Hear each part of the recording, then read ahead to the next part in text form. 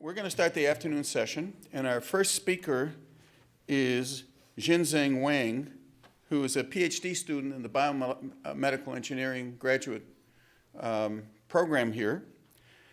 He's mentored by Ananth Maduranthakam, who's in the MRI section.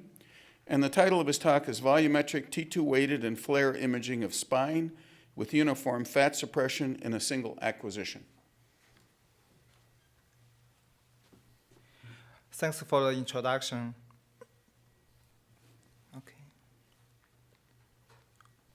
Can start. Okay. In the T2-weighted spine imaging, TSE sequences are commonly used as it is insensitive to the field inhomogeneity. It also can provide good contrast and anatomical details. However, there are still several challenges. First, the slice thickness is large due to the 2D acquisition. Second, the lesion continuity is also reduced due to the bright CSF and fat. Therefore, multiple 2D scans needed in several orientations, including fat and fluid suppression in the clinical protocols. Therefore, it will significantly increase the total scan time. For the fluid suppression, FLAIR is the most frequently used method, but it requires a long repetition and inversion time. As an alternative, dual acquisition-based fluid attenuation can simultaneously provide T2-weighted and fluid attenuated images. For the fat suppression, although STIR can achieve homogeneous fat suppression, it suffers from low SNR and long repetition time. SPIR can help to improve the SNR, but it is sensitive to the field inhomogeneity and often result in incomplete fat suppression. However, the Dixon method has shown the ability to achieve robust water fat suppression with better SNR. Recently, 3D TSE was also investigated for the spine imaging as it can provide a thinner slice thickness. However, the combination of these techniques will significantly increase the total scan time.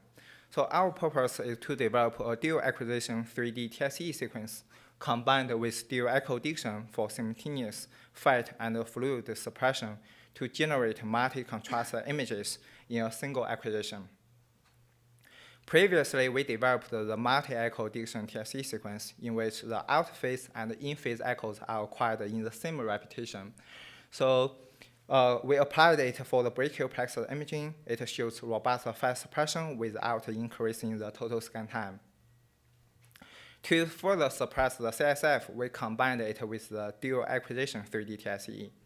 In this sequence, images at short T and longer T are acquired in each repetition, and between each pair of the refocusing pulse, out-phase and in-phase echoes are also acquired to separate the water and fat. For the image reconstruction, each pair of the in-phase and out-phase images can go through the standard Dixon reconstruction to generate the water and fat-only images at both short T and longer T. It also can provide multi kind of contrast, like the T2-weighted imaging, the fat-saturated T2, heavily T2-weighted image, and the fat-only image. We also can subtract the longer T image from the short T image to generate the fluid-suppressed T2 and both fat and fluid-suppressed T2. We evaluate our sequence on the cervical spine as expected. At the short T, use the standard Dixon, we can successfully separate the water and fat. However, at the longer T, due to the reduced SNR, it is hard to estimate the field map, so it fails separate the water and fat. To solve this problem, we propose the shared field map Dixon. As all the echoes are acquired in a single excitation, so we can reuse the phase estimate at the shorter TE to reduce the water fat suppression with the longer TE. So using the proposed method in this slide, you can see it corrects the water fat swapping. And it also shows very robust water fat suppression across the whole field view. As we can generate the water-only image at the longer TE, we also can subtract it from the water-only image at the short TE to suppress the CSF. So we implemented our methods on Philips 3T Ingenia scanner and evaluated on cervical spine in 7 volunteers. except for the 2D sagittal fat set that is just evaluated in 3 volunteers. For our sequences, the shorter T is acquired at 87 milliseconds. The longer T is acquired around 350 milliseconds. The total scan time is about 4 minutes, which is similar to the 2D sagittal FLAIR. For the 2D acquisition, 3 sequences, including T2 stir FLAIR, take about 11 minutes to achieve 3 millimeter slice thickness.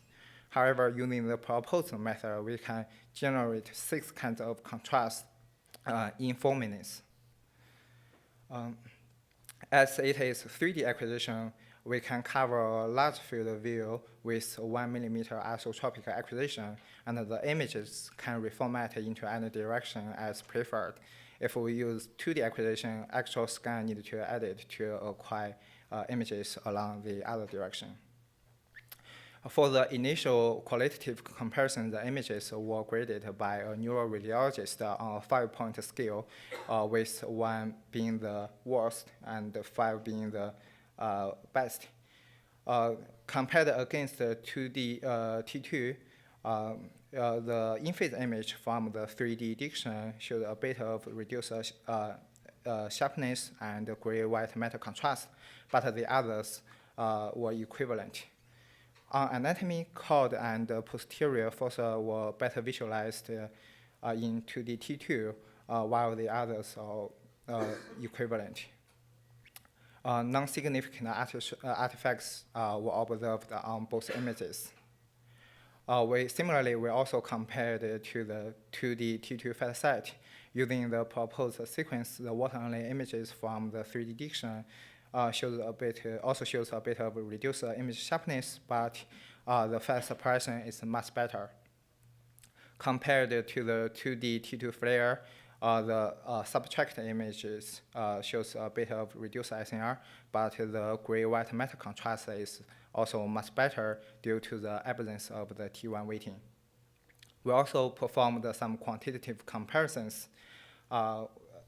We compared to the 2D T2 with the in-phase image from the 3D diction in these untreated tissues. The 3D diction shows improved SNR in all the tissues. And as the bone marrow pathologists are often evaluated in the fat suppressed images, so we compared the 3D water-only image with the stir, and it shows improved contrast ratio between the spinal cord and the vertebral body, indicating that our sequence is more sensitive to the bone marrow lesions. And for the CSF suppression, the FLAIR-like image tends to provide higher contrast ratio between the spinal cord and the CSF, but it is not statistically significant, so indicating we can achieve a similar CSF suppression as the conventional FLAIR. So in conclusion, a dual acquisition 3D TSE sequence combined with dual echo diction for simultaneous fat and fluid suppression was developed. The sequence generates multi-contrast images simultaneously in a single acquisition. The proposed shared field map reconstruction provides robust water fat suppression in long TE images in spite of the reduced SNR. Next, I will thank my mentor and all the faculties contributed to this work, and all my lab mates. Yeah, thank you. Are there any questions? There's a question in the back.